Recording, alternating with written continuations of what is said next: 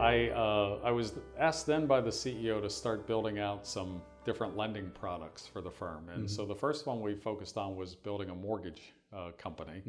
And This is at Dean Witter. this is at Dean Witter. Hey, they had not yet bought Morgan Stanley. They had not. No, Okay. they were actually, at the time, Dean Witter was owned by Sears. Yes. And Sears also owned Sears, Allstate Insurance. as we're sitting talking, going out of business. going out of business. But right? back then, Sears was Amazon, a retail right? player at the time. Yeah. And Sears owned Dean Witter. They owned Allstate Insurance. Yeah. They owned Coldwell Banker, Yeah. which is a big real estate, Sure. resi real estate firm.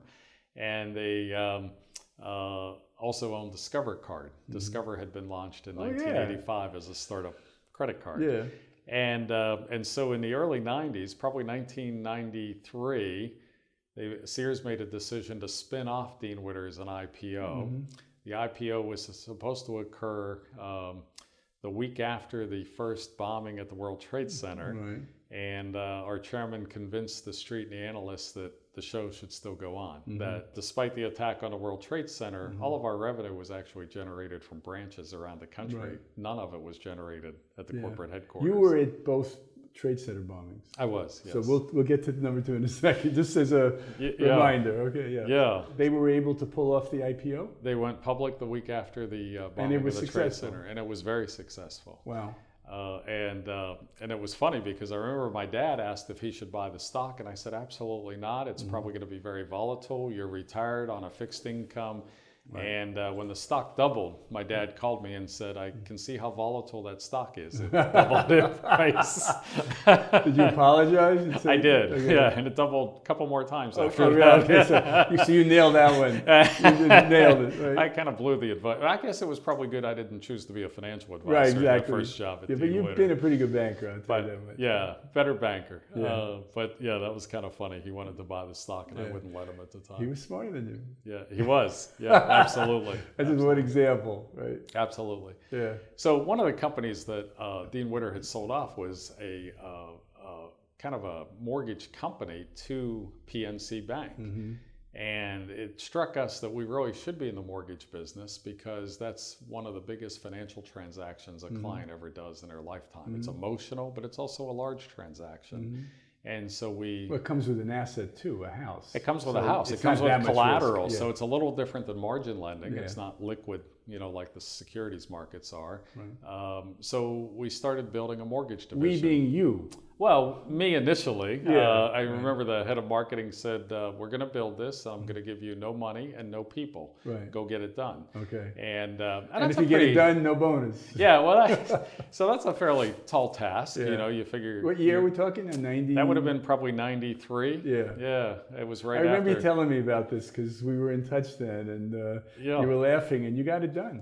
And so we started building a mortgage business. And the reason you didn't see me for a period of time Yes. is I spent the time traveling the country training financial advisors. How many offices did they have? They had about 500 offices. I visited 400 of them in 42 states. Over what period of time? Oh, a couple years, probably 2-year time frame. Wow. This is pre-Morgan Stanley. Pre our Right. acquisition of Morgan Okay, Stanley, so- right? That so- would come later. So you created the mortgage lending business at Dean Witter. I did. And Wow. what happened with that business, almost like when you build a plan and it was like the hockey stick with an inflection point on the blade, you have to do all this foundational work. And as you're doing the foundational work, you can't see any results yet, right? Because you're not quite ready for it. Right. But you get to a certain point in time, you look for key indicators, and you get to a certain point in time where you know you're going to hit that inflection point no matter what. It's almost like Hurricane Sandy. You couldn't stop it if you wanted to, right? Right. And when we hit that inflection point, the portfolios started doubling every year to the point where, my first year it was 30 million. By the time I handed over the reins on that, it was doing about $2 billion a year in originations. And profitable. And very profitable, right. Turned out to be a very profitable Was that your business. full-time thing? No, that was a part-time, build. Here's no money, we're not going to pay you. Yeah, I still had the responsibility for all the margin lending while we were building the mortgage You were the division. head of margin lending for Dean Witter at that time? Yes. Way before Morgan Stanley? Yes. Okay, so I just want to be clear about that. Yeah. And you used to not work 16-hour days? No, I did work quite a Yeah. few 15, I 16-hour days. seeing you late sometime. We tried to go to games, but Yeah. it wasn't always. I had No. season tickets because Patrick was playing at the Knicks. Right. And so I used to try and take you. And Yeah, rarely was I in town to yeah, be able you to were join gone, you on that. man. I remember. So now I'm clear. You were doing this major set of jobs for a major company successfully, Yes.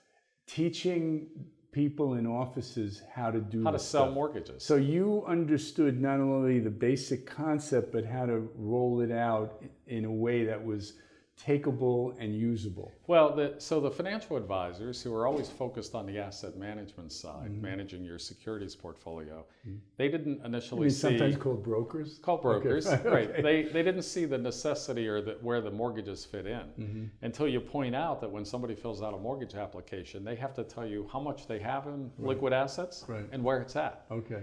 It should make your job a little easier on the prospecting side if you're helping with the mortgage loan. Right. To figure out they've got funds at Merrill Lynch or E-Trade or somewhere else, and be able to have a conversation with So them. you about taught managing them that all money. that doing this new A business called a mortgage would Right. generate more B business of liquid asset management. And Absolutely. they never thought about this. Never thought about it. And you probably generated a lot of that as well by bringing this new business to them. Yeah, and they initially Wow. resisted. So When well, have you not had resistance in your Well, you life in the always- places and this gray is pretty recent, so you dealt with it very well back then. But they resisted, but what we did then was we bosses started didn't marketing. resist, right? We started marketing directly to clients in Okay. statement inserts and direct mail Okay. campaigns. Now nobody gets paper statements Yeah. today. Part of the technology changes. Yeah. But at the time, statement inserts were relatively inexpensive to Yeah. do. We'd give them an 800 number to call. If they called and took a mortgage, we would pay that financial advisor a fee, a brokerage fee, Right. even though he never spoke to the client, never positioned the Wow. product sale, Wow. any of that. That's Didn't do nice. any of the follow-up, And didn't do didn't do any work. Right. And but it was his client or her client, so we decided they should be compensated for that, even if we went to them directly. who on the, dealt with the credit analysis of the mortgage? We had a team in Riverwoods, Illinois, where Discover Card was headquartered. We built a mortgage team there, and then we had offices built. in. We Well, you helped had- build that out, and we had offices in Murray Hill, New Jersey, and Right. one on the West Coast at One Irvine. of Jeff Gunlock, the big mortgage manager, now one of his claims to fame, besides being very brilliant, is he has a team of mortgage buyers that's second to none.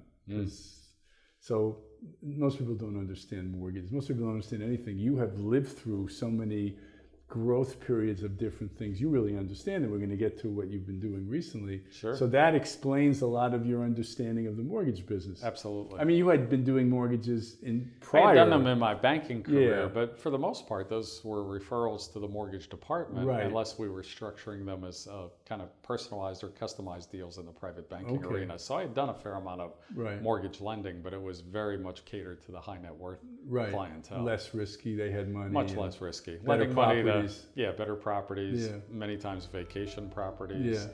second homes, investment properties. Right. Yeah, much safer lending. Wow.